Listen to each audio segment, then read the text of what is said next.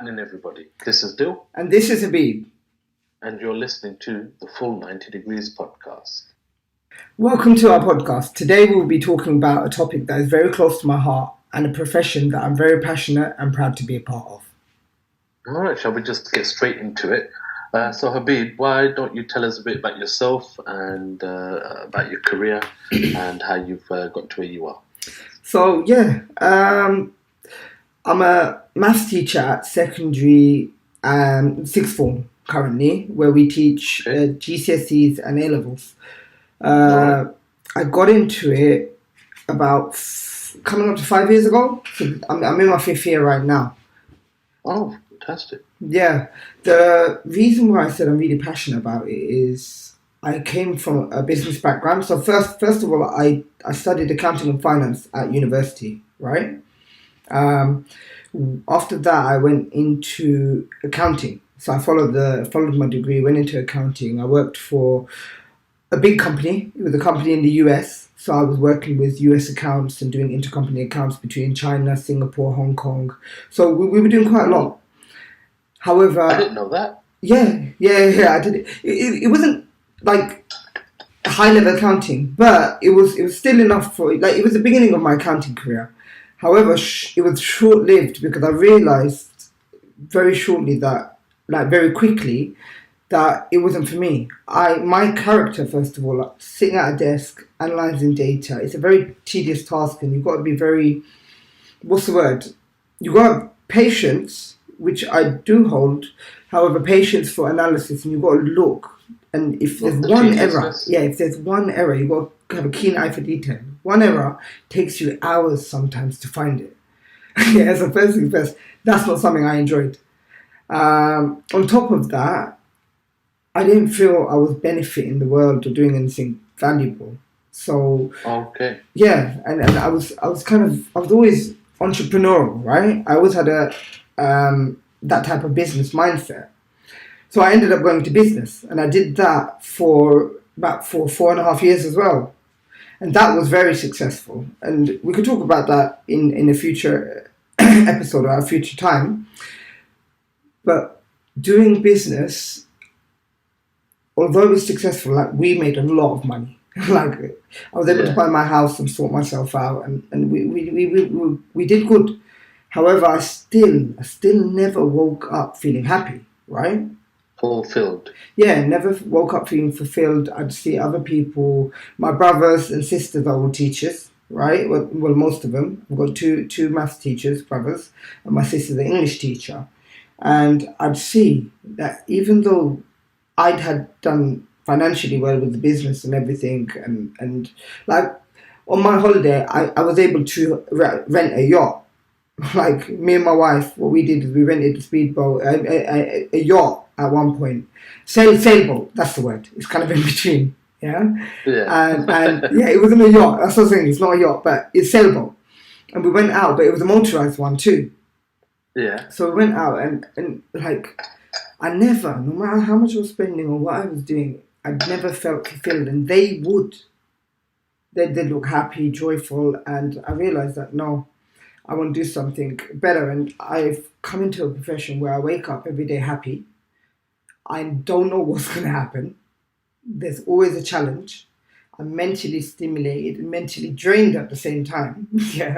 But you got that fulfillment. Yeah. You got a joy of fulfillment there, at least that you're doing something positive. Yeah. And every day there's a success story. Obviously there's failures, but we don't... Obviously. Yeah, we don't have successes. In your field, there'll always be failures. There'll always be... But the success stories are the ones that count. And that's what gives you that enjoyment and the fulfillment of everything at the end of the day.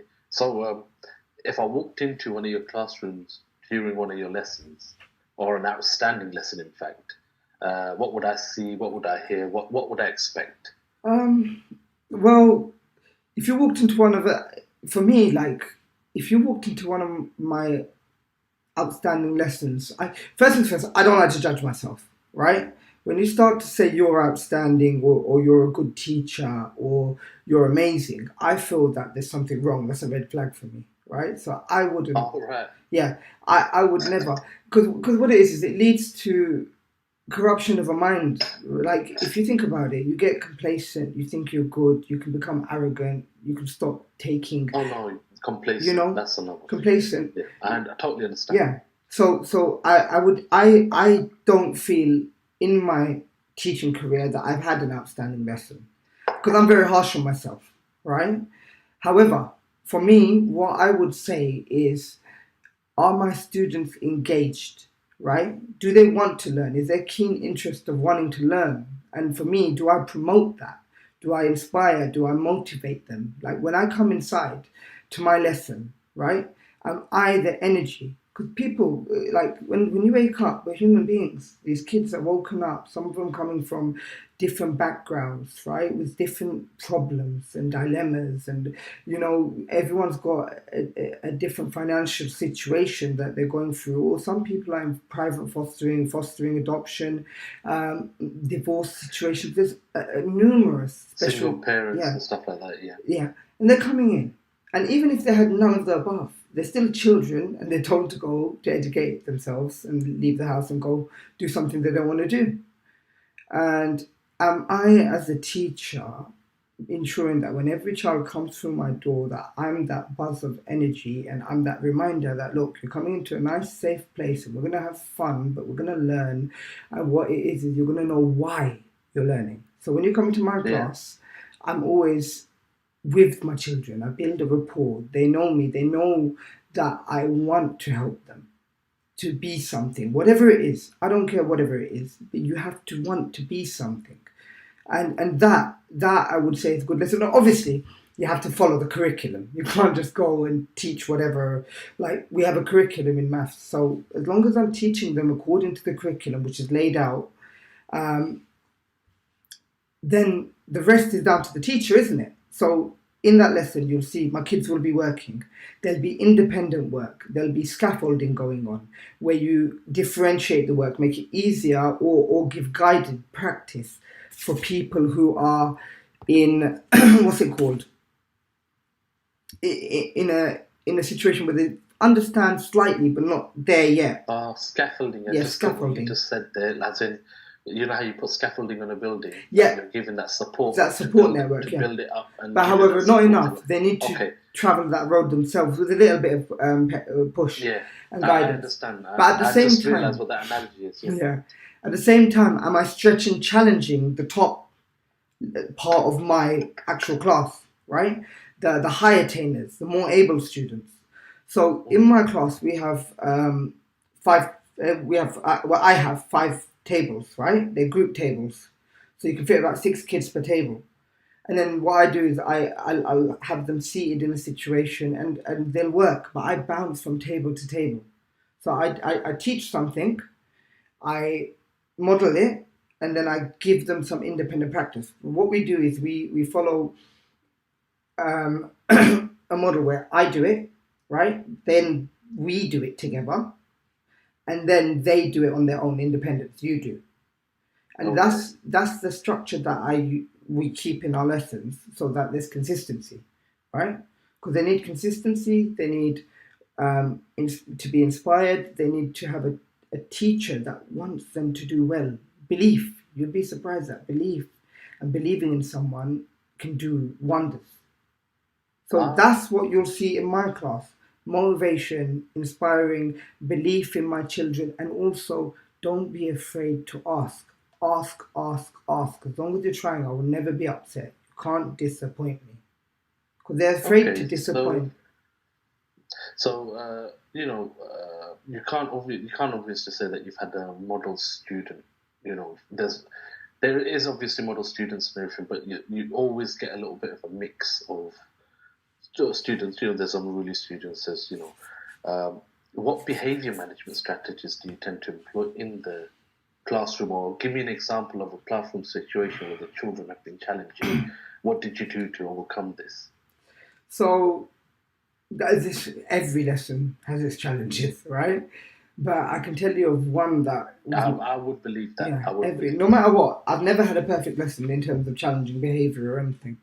But one of my worse than best, because it was the most growth I could do, right, or have at one period. But I had a class that had so many EAL students, English as additional language, right? Students. So they were Romanian, Ukrainian, and they couldn't speak English. They literally couldn't speak English. They nod or they'll just say yes, and it's very basic, right?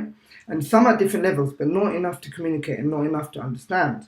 So I had that going on. I also had some special educational needs students, right, with additional needs, and I had to learn the data, find out what they had. So one child had autism, and basically I had to go and learn about that and how to support them.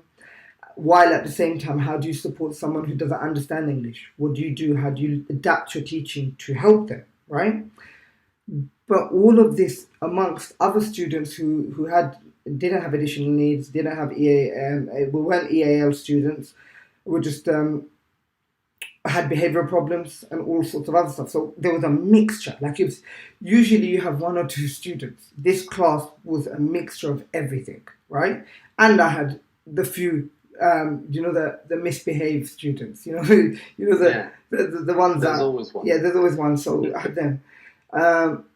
What didn't help is because the EAL students, the students like my Romanian kids and my Ukrainian kids, because they didn't understand, they'd muck around, they'd talk to each other in language and cause disruption. Well, what do if you don't understand, right? You end up chit-chatting and just talking and mucking around, disengaging. So the behavior, it was manic and it was loud.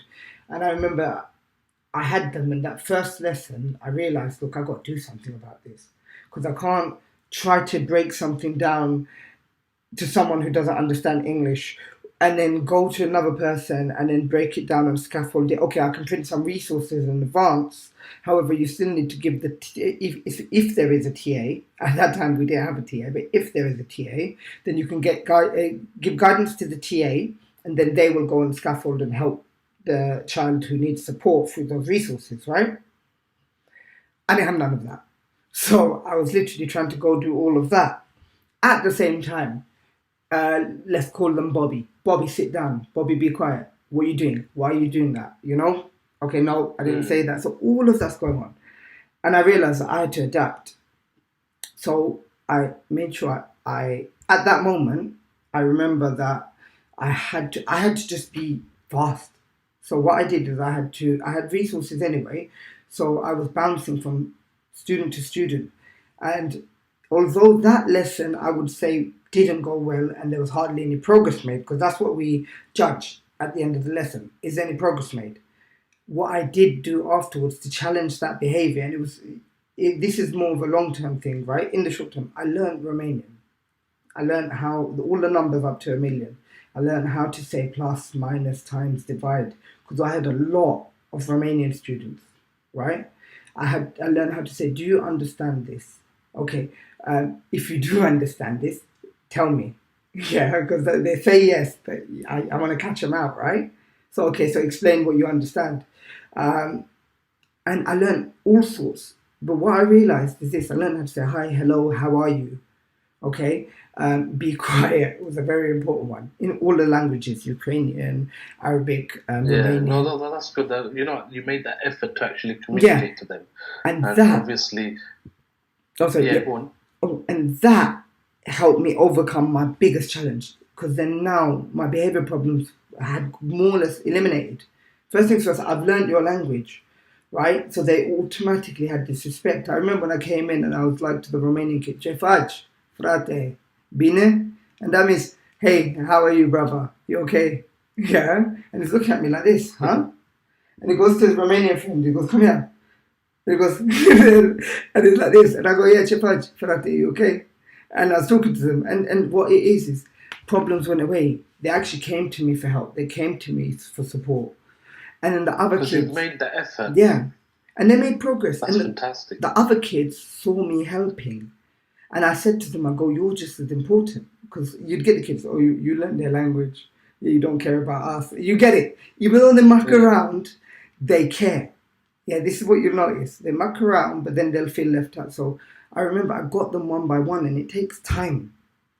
But the challenge is, as a teacher, and this is why I said every lesson is a challenge, It's consistently changing, forever changing. Children change emotionally, physically, right? Yeah.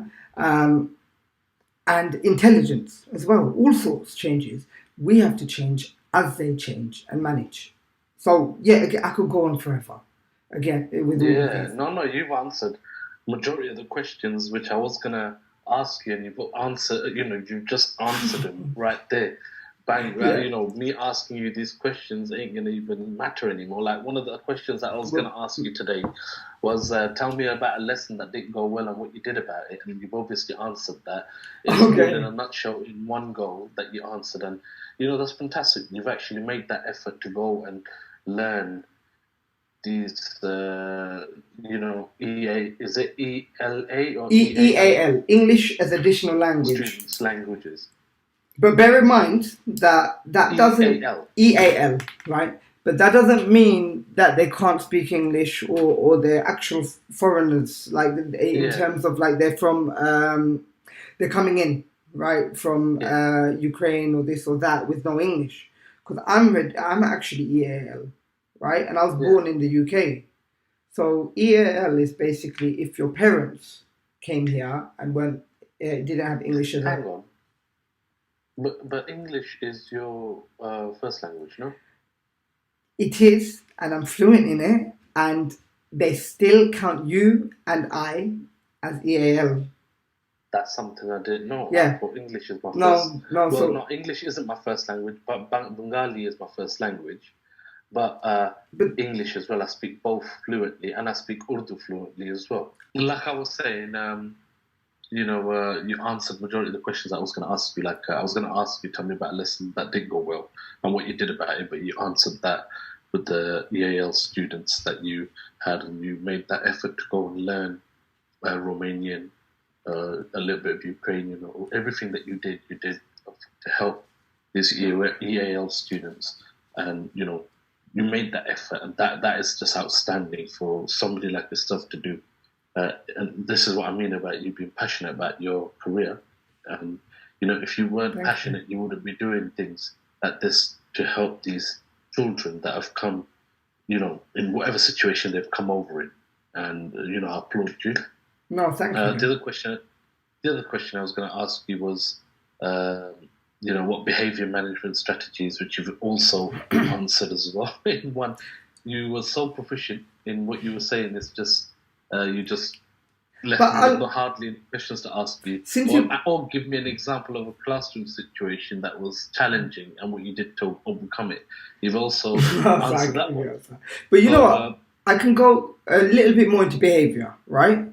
So although I gave you how I challenged that class and dealt with that behavior, right? There's strategies. Like, how do you deal with behavior, right? It's very. That's one of the other questions I was going to ask you. How do you ensure that you are accountable for people's attainment, progress, and outcomes? Oh, that I'll go into. But let's finish the behavior thing first quickly, right? Yeah. So it's like, if you think about it, right? Student behavior comes from somewhere, right? Behavior is it's all learned, isn't it? Right?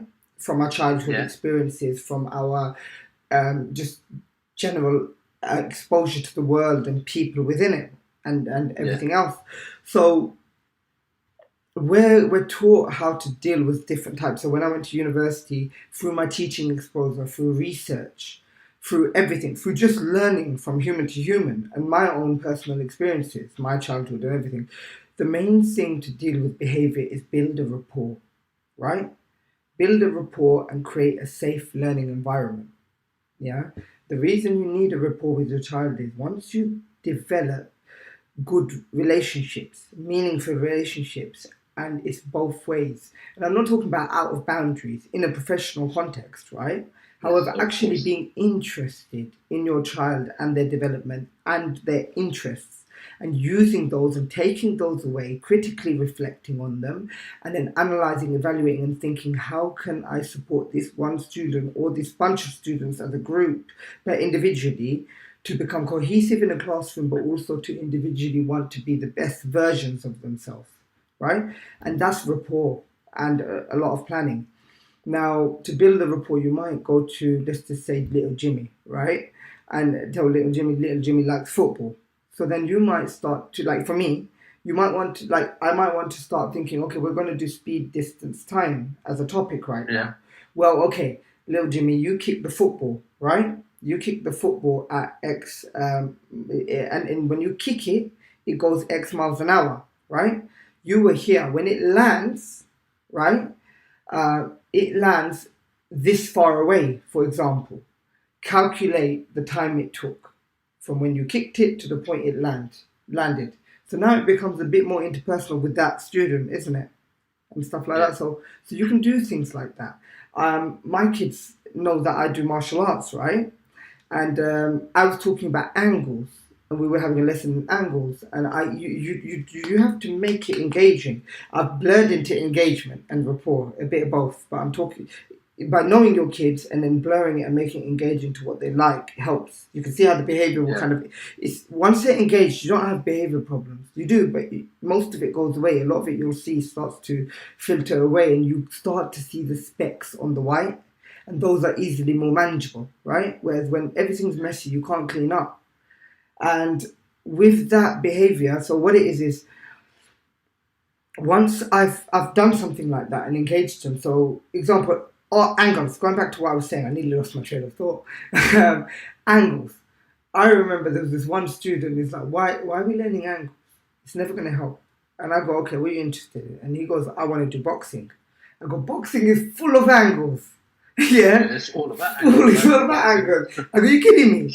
I go, when you understand angles, you become a smarter and intelligent fighter, right? Yeah. He was like, what are you talking about, sir? Yeah, you go in there, you give him that one bang. Yeah, that's what he said to me, yeah? And then you come in and... Look at Vasily Lomachenko. Yeah. He moves in angles. He moves in different and angles. He used to... His father made him do ballet. Yeah? So he's good on his feet, right? And so the angles and the swift and nimbleness. But the angles is what helped him, right?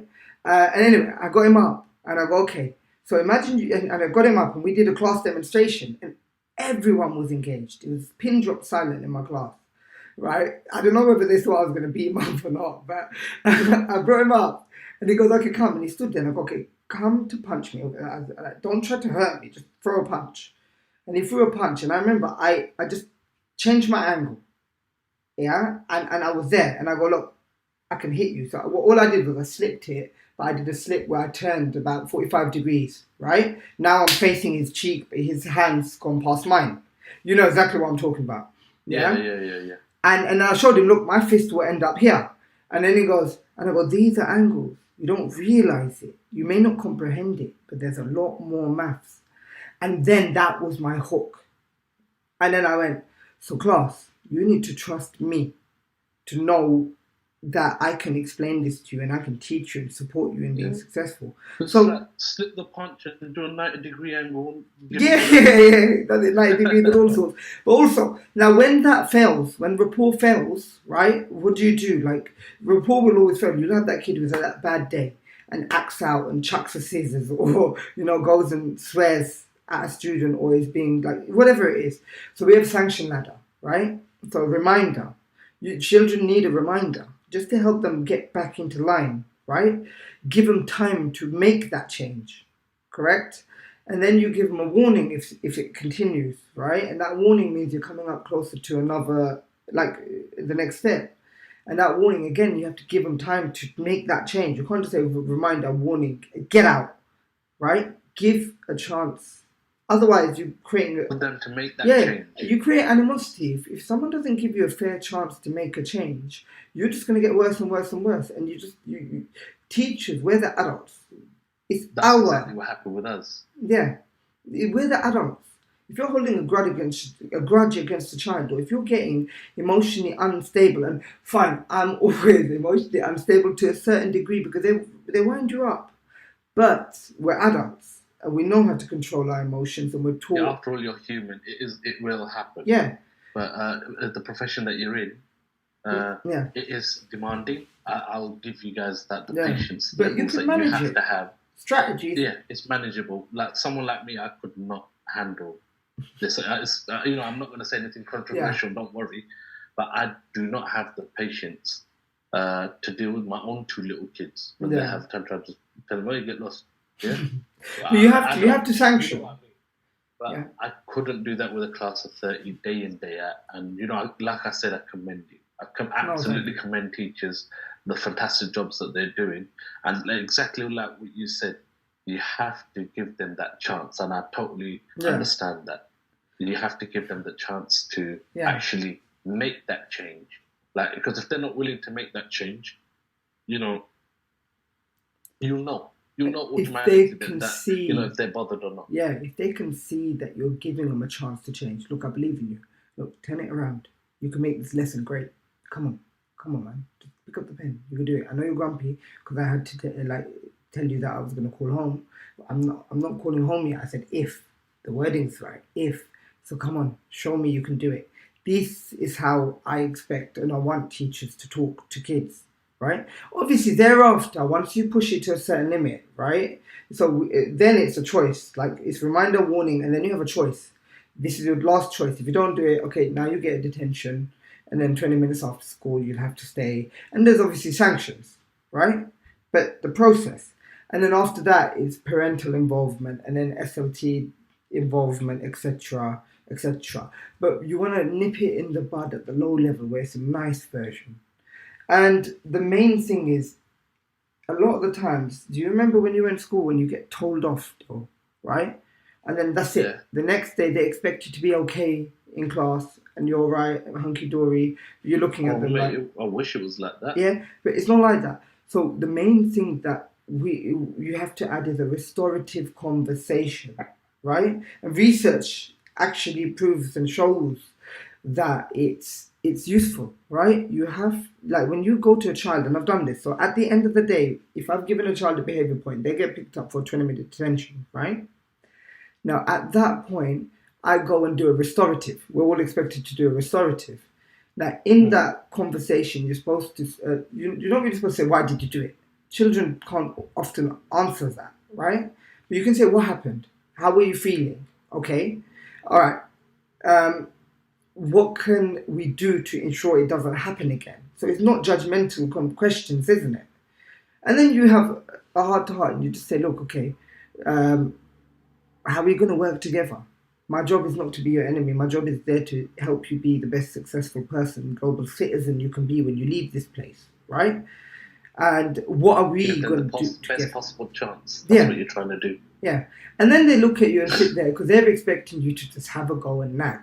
Right? But you go and restore your relationship so that next lesson they're already ready to learn.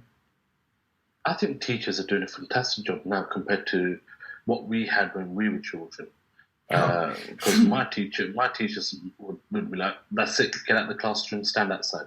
That never helped. You do get those teachers. That never helped. Still. Yeah. And it was never.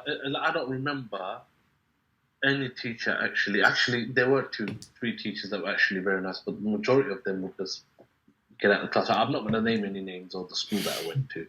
People who know me know what school I went to. Yes, I was a bit of a brat, but they weren't the way you're explaining things. Like, I know a few teachers myself and they're nice, patient people. And I think that's what was missing because there's a lot of children now, they're actually trying to study, they're actually doing something for themselves. They know to get out of the situation they're in. They have to educate themselves, educate yourself to a certain point where you're constantly trying to learn, constantly trying to mean, and it just opens your mind up to different things. Yeah. That's what I believe anyway. And you're constantly wanting to learn. And you see the world in a different view once you have that. If you leave school with that confidence from teachers like yourself, like teaching them and showing them that, not everybody's out to get them. Yeah. It's really important. It's really important. But again, you'll get good and bad in every organisation, institution. So, I can't say everyone has the highest expectations of themselves and from themselves and for others, right? But we aim to do our best, and that's why it's very important to have good leadership. It all funnels down. I agree. Good leadership and understanding and supportive leadership You don't want dictatorship or tyranny. But at the same time, you don't want someone who lets the teachers do whatever they do, because we have a duty of care to the children that are in our schools and in the education system. They should come first and foremost. And if you are in the profession, right, and this is me kind of speaking to everyone and anyone in the profession, if you're in this profession and you don't care about the kids, like, what are you doing, right? This is the future of the world, right, Dill? And if you don't care about them, if you're complaining about, and I know people have work-life balances and etc., right? But if you, I promote it, future generation, but at the same time, you come in, it's the future of the world, yeah. If you're going to do a half-hearted job and you don't care, and these children are just children in the classroom for you, you're in the wrong profession. And you're doing it for the money. Yeah, because what money? I'm sorry, Dill, let's be honest, right? I'm intelligent enough, and I wouldn't say enough. I'm intelligent. I know my intelligence. I know my resilience and my ethics and what I can achieve if I put my mind to it. I would not be in teaching for the money. I can go outside, out there in the world. I know that. And make You're money. A good man. Yeah, you go into this profession to make a difference, because it's not easy. Come on, I finished at 8:30 today. I finished at 8:30 on Friday. That just went, and I finished at 7:30 today, but 8:30 on Thursday and Friday, and I'm not complaining. Tiring, but not complaining. And I don't. Again, let's be very careful. My work scenario is different right now because we've got 3 new staff, and obviously I just got promoted in my role last year, so I've got a lot of different stuff to do. Don't expect normal, like, standard teachers to go and do that level of work, but you will do overtime.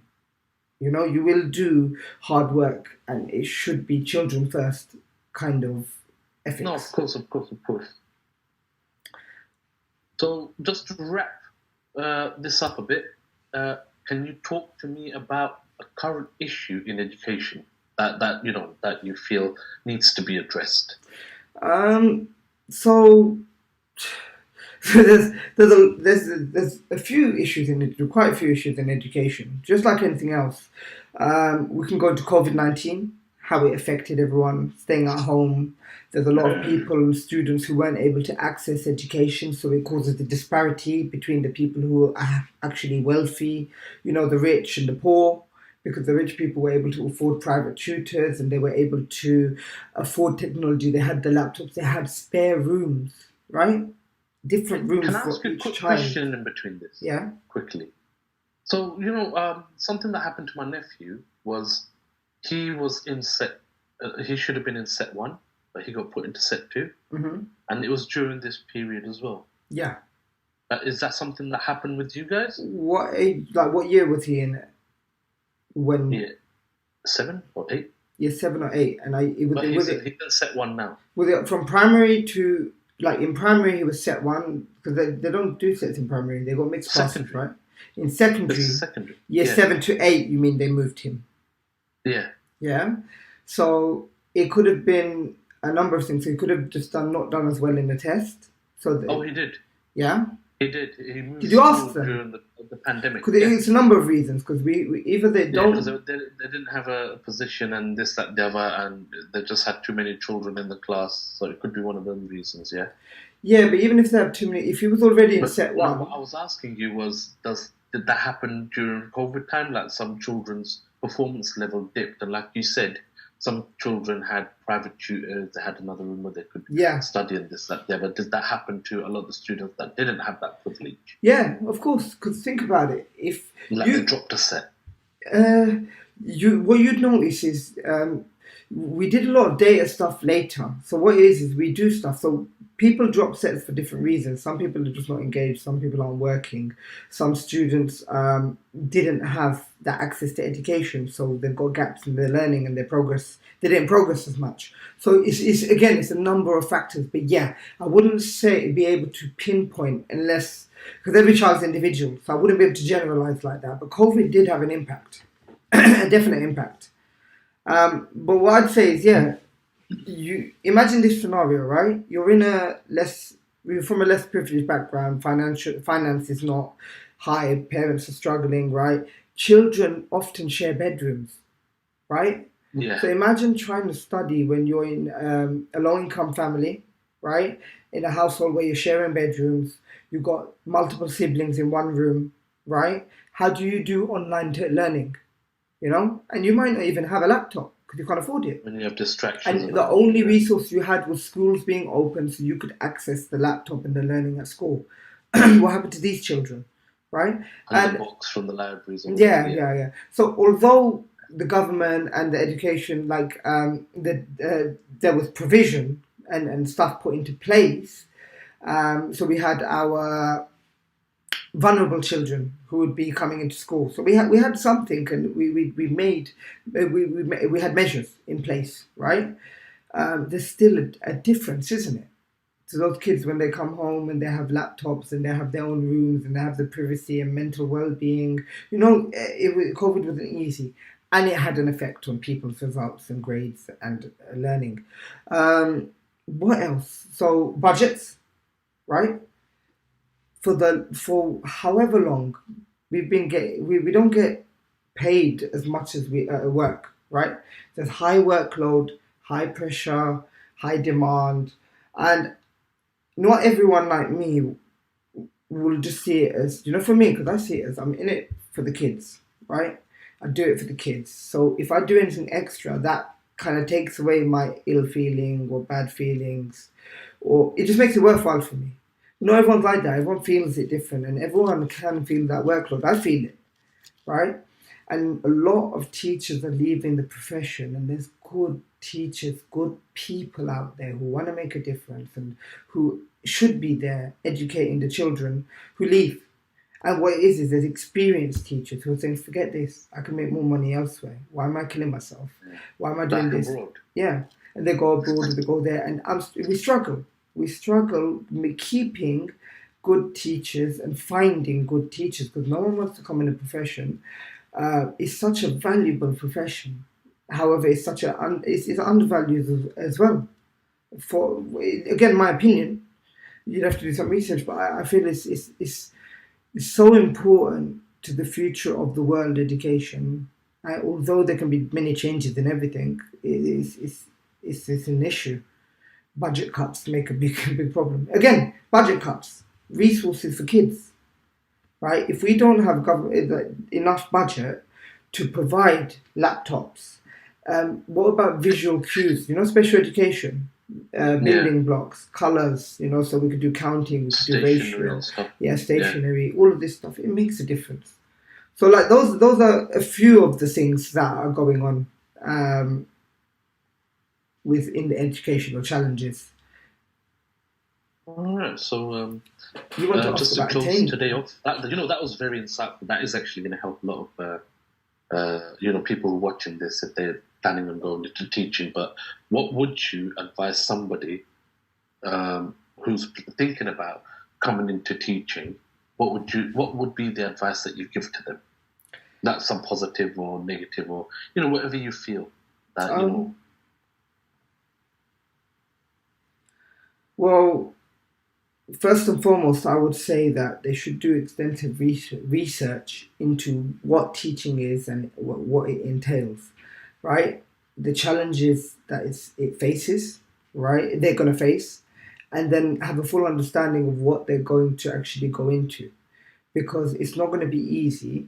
And if they are going to jump into this, they're going to have to be resilient. They're going to have to have a mindset where it's child-centered and child-focused.